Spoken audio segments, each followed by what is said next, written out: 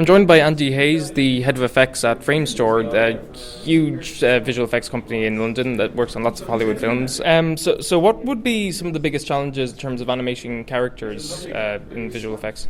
Biggest challenge animating characters, I guess the thing that crops up with us is trying to make the characters sit into their environment and make them look believable. So if we have a digital character, some of the invisible stuff you might notice in the film we have to add, such as maybe the how they interact with the ground, how they interact with like things around, maybe like in a forest or something, how they interact with the leaves and the plants around them. Is dust kicked up? Do they interact with this? So if it's a realistic character, which Framestore does quite a lot of those, then one of our problems is to try and make it look like they're realistically in that environment, and so the animator's job doesn't stand out, and so the whole thing looks more real, because obviously a lot of our work is to do with photorealism. I suppose that was a related question, that you're also animating these backgrounds, so how do you make the two mesh together? It's down to the supervisors to figure out what's appropriate to be done digitally as opposed to what's appropriate to be shot realistically. So in some places we'll actually have a set environment that's filmed in a studio, and then we'll take away bits from it where, as say, a digital character might interact, and then we'll replace them digitally later on. And it's up to our lighting guys to do a really good job to make sure that it's lit in a similar fashion that was actually in the place where the original plate was made. So we capture all the lighting information when we shoot the stuff, and then it's up to our compass to then take that lit information and then embed it into the plate. And like I said, add the sort of subtle things that we bring to it, like little bits and pieces being kicked around or a bit of mist or something, just to kind of make the whole thing gel together. During your presentation, you were talking about gravity and how that was pre-lit from the get-go, and that a lot of these sort of settings were determined long time ahead of production. Would that be unusual? Would it usually be determined on a scene-by-scene basis? I think that was a technological thing to aid the immersive experience of the show, because it really wasn't like a massive set. It was more about the characters. So the studio wanted to try and enhance how they looked and to make them more believable to tell the story. So I'd say, I guess that's more unique, but it certainly cropped up to some degree a little bit before it, and also certainly after it to various degrees. I think Gravity was a big step up from what was done before, but certainly we've seen since Gravity that other films are doing it.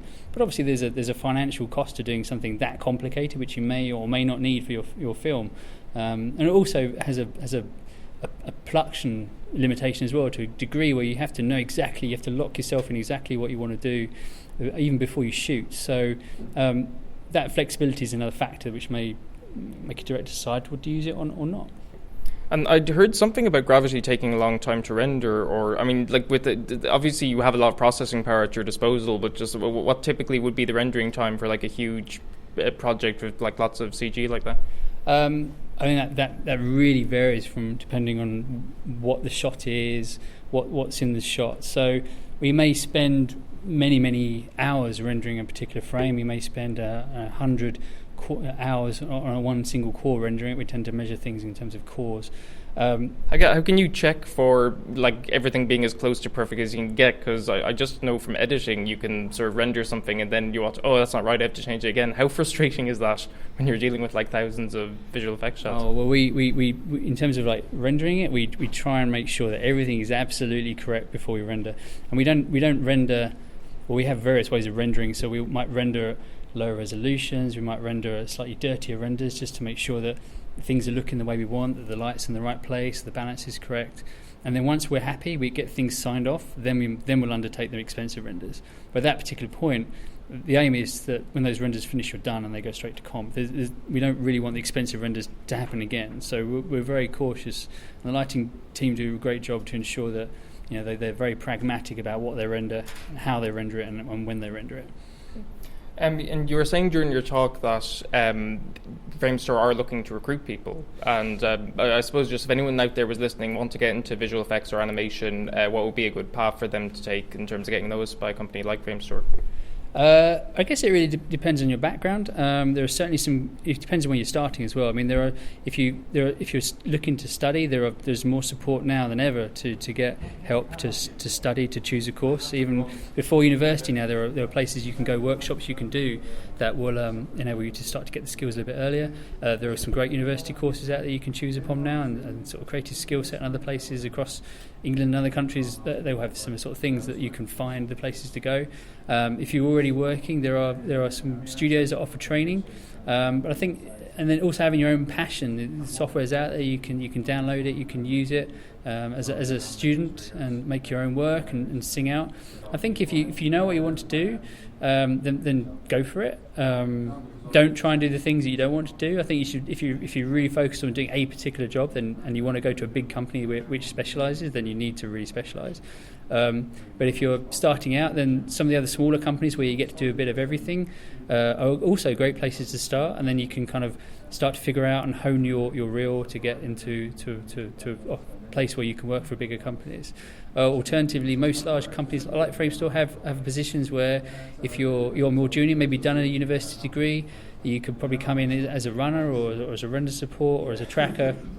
And even our runners, it might sound like a menial job, but I mean they're fundamental to the upkeep of the building. But they all have educational programs for the pathway they'd like to get into one day.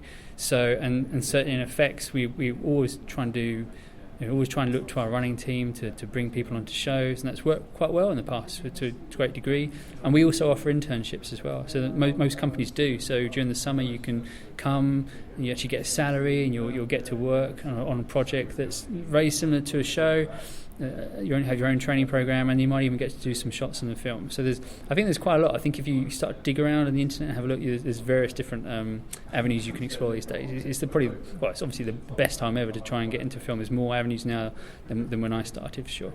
And in terms of opportunities available, do you find there is a gender balance these days? Because this is an issue coming up lately in the film industry. When it comes to visual effects work, what would the split between men and women be like? Or is there anything that could be done to encourage more women into it?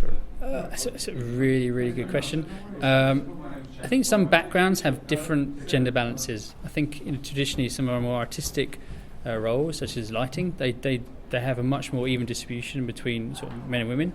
I think for subjects like effects, where I come from, I guess the technical bias means for some reason that we tend to have more men come through, even though obviously there's no difference between what people can do. So I think we suffer from certainly a male-dominated environment in effects, and we have just a handful of women in effects, and I'd totally love to see that balanced out a bit more.